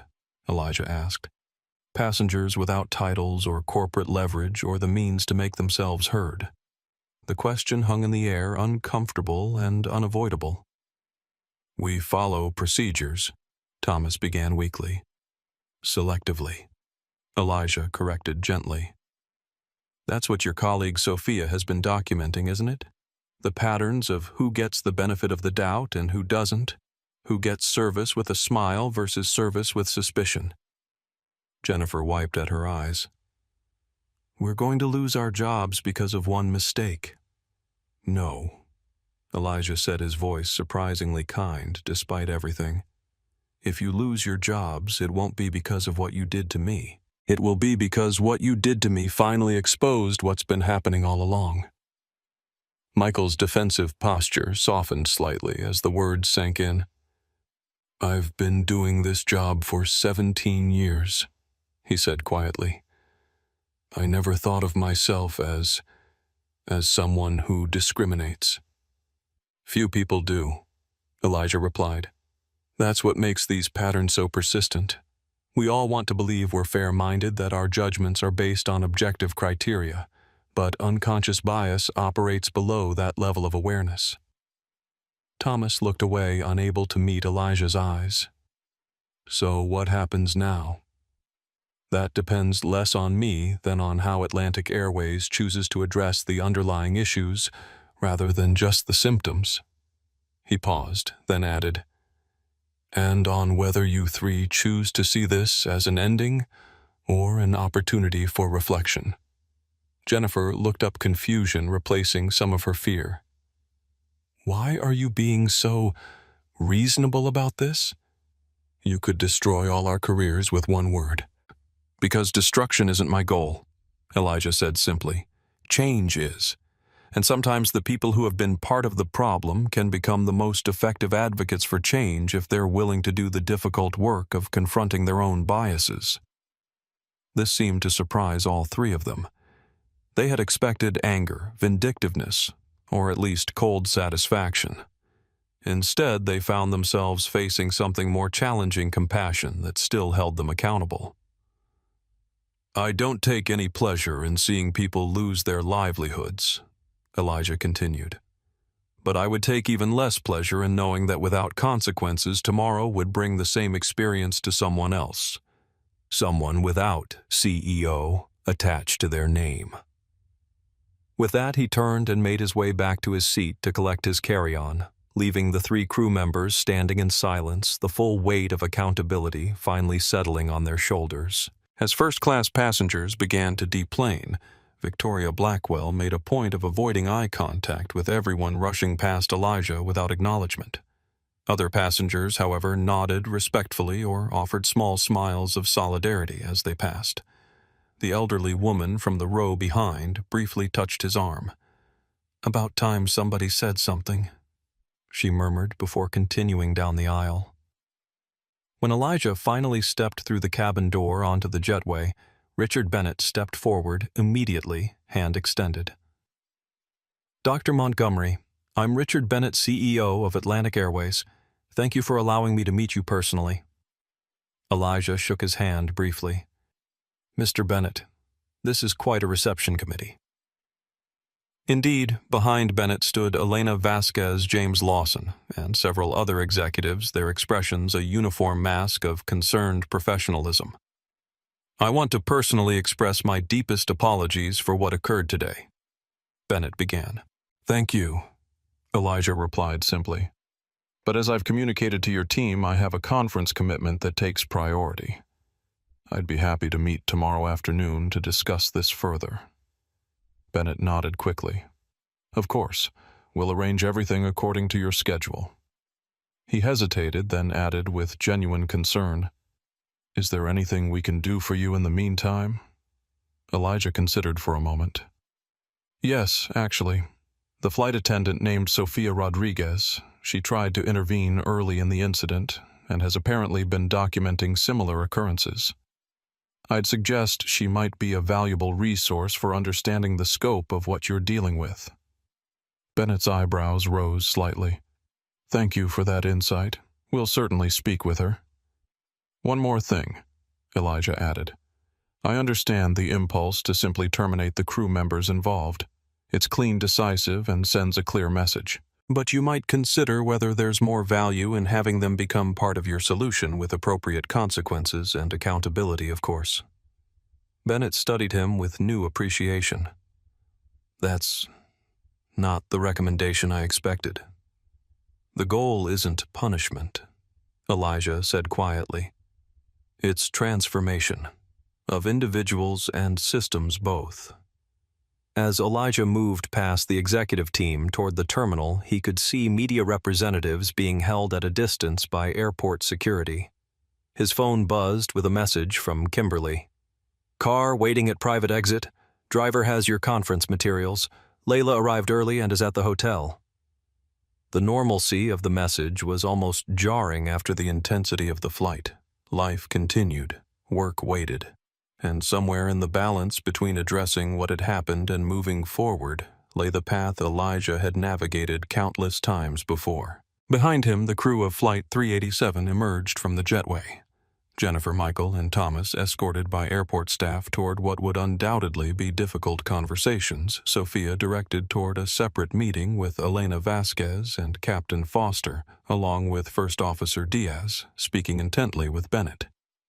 The consequences had begun to unfold, rippling outward from Seat 2A like waves from a stone dropped in still water. As he walked through the terminal, Elijah felt the familiar post-confrontation exhaustion settling in. The adrenaline that had sustained him through the incident was fading, leaving behind a bone-deep weariness that was as much emotional as physical. He had won this particular battle, but the victory felt hollow. Another reminder that dignity still wasn't a given, but something he had to repeatedly fight for. His phone rang, Layla calling. For a moment he considered letting it go to voicemail, unsure if he had the energy for the conversation. But he knew she would understand that fatigue better than anyone. "Hey," he answered, his voice betraying his exhaustion. "That bad?" Layla asked, immediately reading his tone. "The usual," Elijah replied.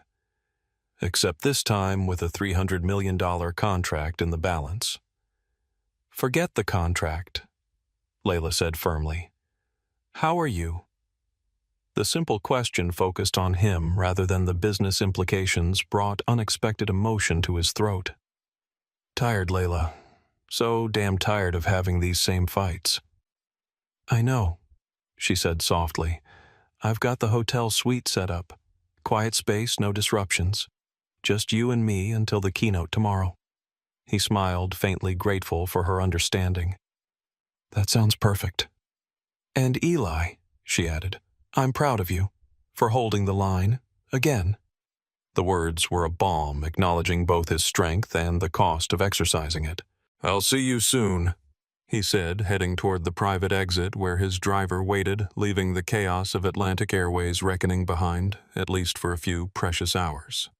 1 year after the incident on Flight 387, Elijah Montgomery once again approached the Atlantic Airways premium check-in counter at Chicago O'Hare International Airport. This time, however, the experience was markedly different. The check-in agent greeted him with the same professional courtesy extended to every passenger. Neither the excessive deference that had followed his identity revelation, nor the dismissive scrutiny that had preceded it.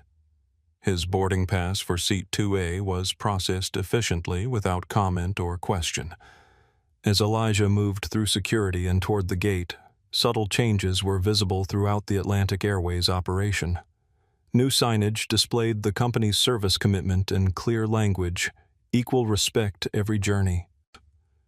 Near the gate areas, discrete kiosks offered the optional neural response wristbands for passengers willing to provide anonymous feedback data. Most noticeable was the diversity among the staff, not just in appearance, but in roles. The gate supervisors, once almost uniformly white, now reflected a broader spectrum of backgrounds. Montgomery Protocol certification badges were prominently displayed on employee lanyards, indicating completion of the comprehensive training program.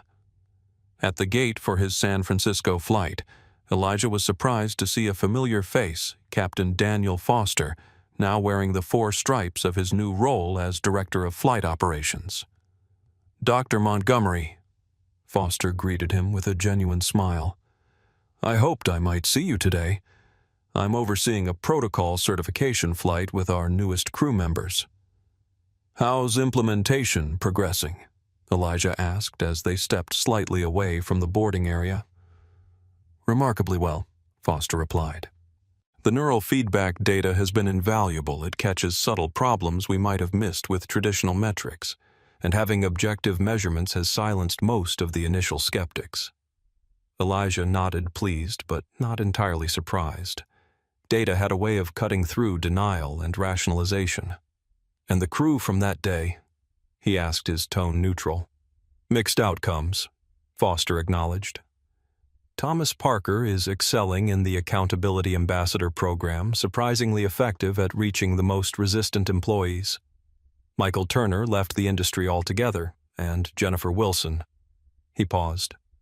"She recently reached out about returning in a ground operations role after completing external bias response training.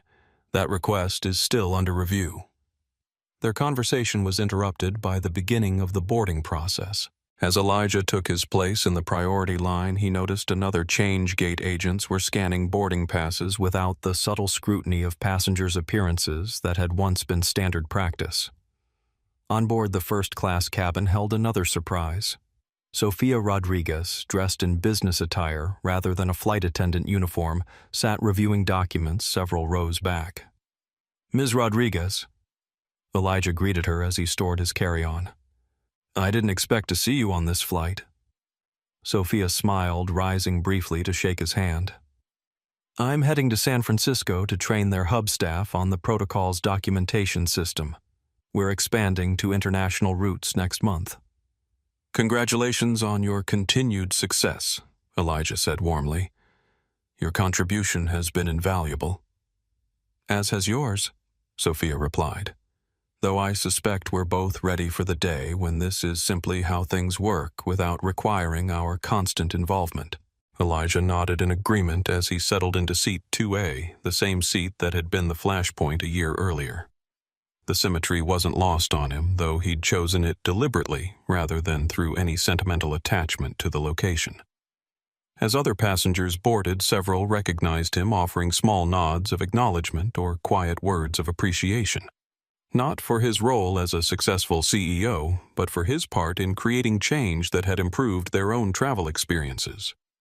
Most meaningful was an interaction he observed between a flight attendant and an elderly black woman who had been assigned to the middle seat in first class.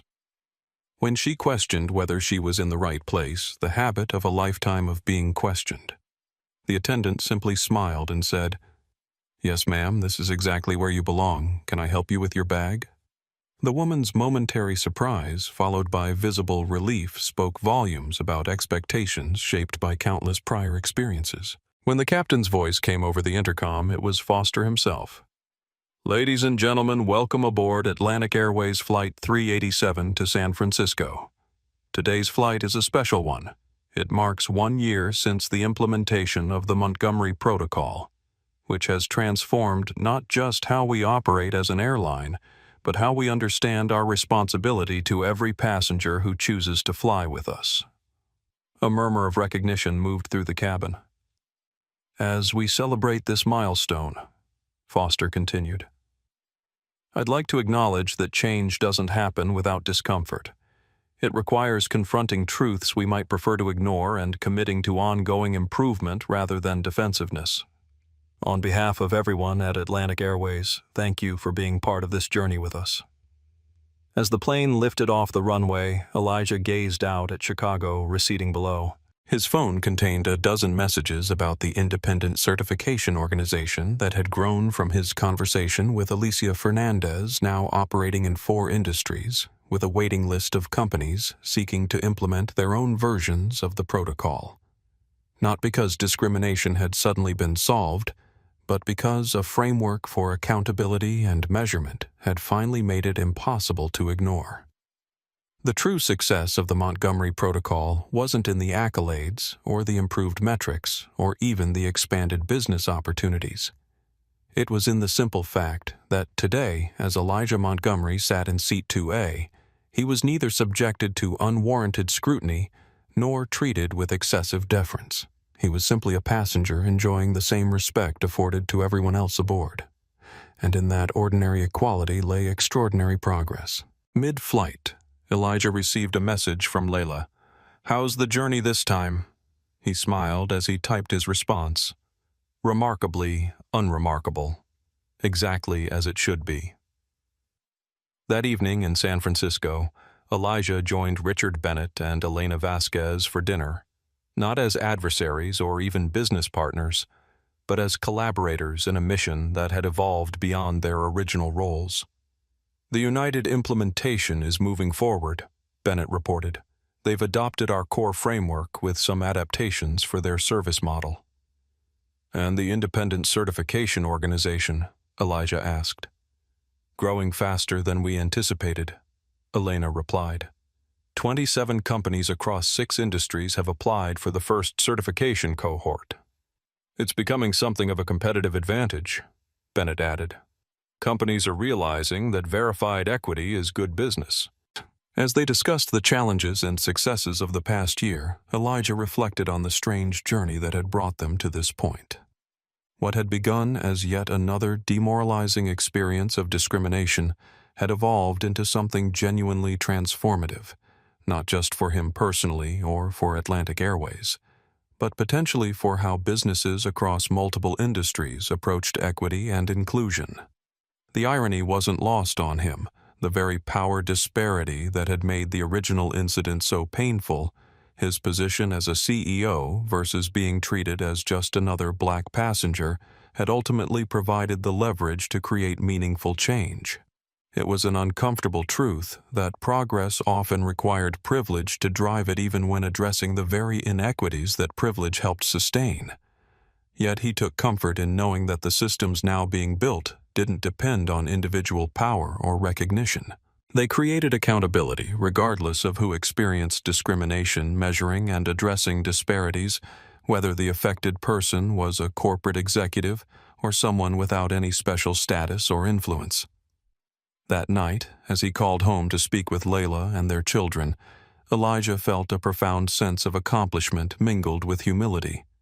The work was far from complete, the journey toward true equity still long and challenging. But an important milestone had been reached, a meaningful step taken toward the world they hoped to build, not just for themselves, but for everyone who deserved to be treated with equal dignity, regardless of appearance or assumptions. "Dad," Zora asked during their call, "do you think things are really changing, or just at Atlantic because they know who you are?" It was the same perceptive question she'd asked months earlier, still cutting to the heart of the matter. "Both," Elijah answered honestly. "Things are changing at Atlantic because they know who I am, but the protocol is designed to maintain that change even for people they don't recognize as important or powerful. And that's what matters, creating systems that protect everyone, not just those with the leverage to demand it." "So the door stays open," Malcolm observed, echoing their family metaphor. "That's the goal," Elijah confirmed, "to prop it open wide enough that it can't easily be closed again." As he ended the call with "love you" and prepared for the next day's meetings, Elijah carried with him the perspective that had guided his actions throughout this journey. Meaningful change required both individual courage to stand firm in difficult moments and structural innovation to sustain progress beyond those moments. One without the other was insufficient.